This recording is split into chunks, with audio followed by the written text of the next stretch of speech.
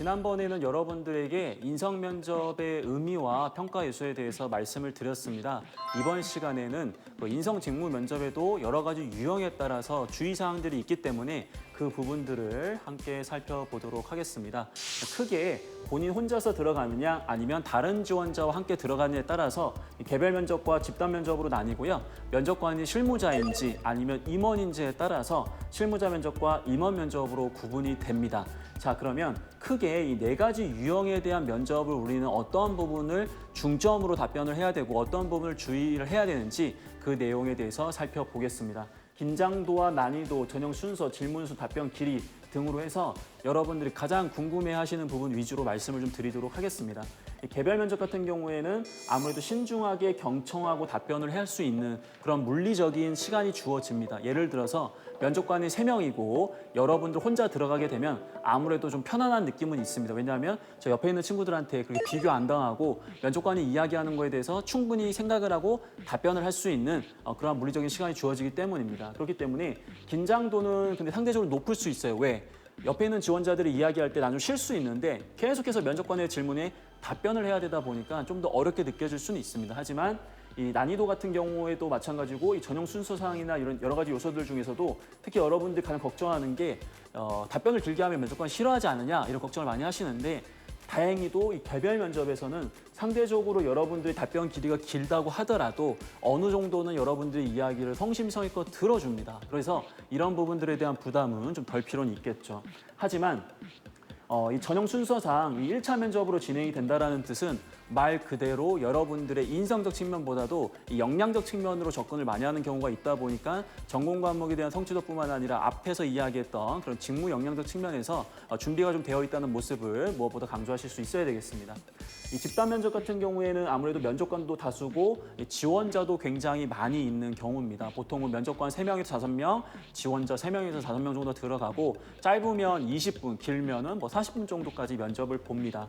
주변 지원자를 의식해서는 절대 안 되겠죠. 여러분들이 직접 면접에 참여했을 때 옆에 있는 지원자들이 말 그대로 굉장히 뛰어난 모습을 보이게 되면 여러분들은 굉장히 위축이 됩니다. 근데 여러분 스스로 위축된 모습을 보여주시면 평가자는 여러분들에게 관심을 잃어버려요. 그렇기 때문에 옆에 있는 지원자가 잘한다고 하더라도 그래 너는 잘해라. 나도 잘하겠다. 약간 이런 관점으로 접근하셔야지 괜히 걱정하시는 그런 모습들이 드러나시게 되면 말 그대로 여러분들 답변에 영향이 있을 수 있다는 거 주의하셔야 되겠죠.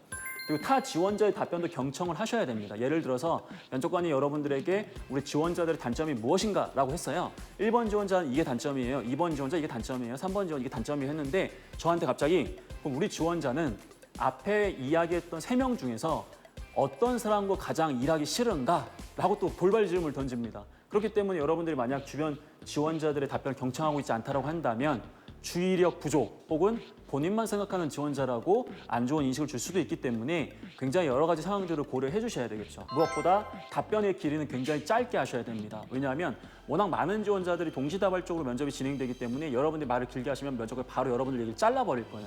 여러분들 몇 번 잘리다 보면 굉장히 또 위축이 됩니다. 그런 부분을 주의하시기 위해서라도 좀 더 명확하게 이 2가지 패턴으로 답변을 하시는 게 무엇보다 중요하겠죠. 자, 개별 면접과 집단 면접과 관계없이 실무자 면접과 이제 임원 면접을 나뉘면 아무래도 이제 여러분들이 좀 더 어려워하는 느낌이 좀 드는 게 실무자라고 하면 말 그대로 여러분들이 지원한 직무의 부서장일 가능성이 높기 때문에 집중적으로 여러분들에 대한 전공 과목에 대한 부분을 많이 물어봅니다. 그러다 보니까 자신이 없는 거죠. 나에 대한 어떠한 경험을 물어본다면 얼마든지 거짓말이라도 해서 얘기할 수 있는데 전공 과목에 대해서 물어보게 되면 이건 팩트이기 때문에 모르면 모르는 거거든요. 그러다 보니까 늘 위축될 수밖에 없습니다. 하지만 평가자가 여러분들한테 원하는 것은 전문성적인 측면보다도 해당 직무에 대해서 어느 정도로 열정을 가지고 준비했는지이기 때문에 그런 부분에 있어서 최대한 알고 있는 부분들 위주로 답변을 좀 해주시고요. 나름 답변의 길이는 그래도 어느 정도는 용인이 좀 되긴 하지만 그럼에도 불구하고 가급적 짧게 하는 것도 좋은 방법이 될 수 있겠죠.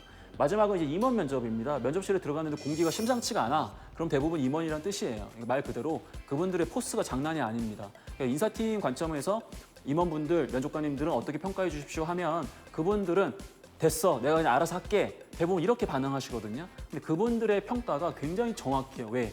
그만큼 내공이 있으시기 때문에 말 그대로 임원 면접으로 들어가기 시작하면 질문의 폭 자체가 굉장히 넓어집니다. 굉장히 추상적인 질문이 갈 때도 있고 굉장히 집요하고 공격적인 질문이 갈 수도 있어요. 그래서 난이도상으로 봤을 때는 가장 높은 면접이 이제 임원 면접이라고 생각을 하시면 될 것 같고요. 임원들은 특히나 임원의 공통점이 말을 길게 하는 거를 싫어하고 그리고 굉장히 성격이 급하세요. 그리고 본인이 이야기하는 걸 좋아해. 그러다 보니까 여러분들이 말을 길게 하시면 굉장히 싫어하겠죠. 그래서 더 단답형으로 이야기를 하시려고 노력을 해 주셔야 됩니다. 자, 그리고 여러분들 어떤 자신감이라든지 보통 이 임원들 같은 경우 여러분들에게 그 취업준비생스럽다가 아니라 젊은이답다라는 느낌을 굉장히 좋아합니다. 근데 이제 여러분들이 면접을 진행하는 과정에서 체력적으로, 정신적으로 굉장히 피폐해져 있기 때문에 임원 면접에 맨 마지막에 가게 되면 말 그대로 이미 너덜너덜해지잖아요. 그런 모습 보여주시게 되면 임원들이 굉장히 싫어하시기 때문에 그런 부분에 있어서 굉장히 자신감 있고 당찬 젊은이다운 모습을 좀 보여줄 수 있도록 노력을 해주신다면 각각의 면접에서 좀 중요한 부분들을 좀 보여줄 수 있을 거라고 생각이 듭니다.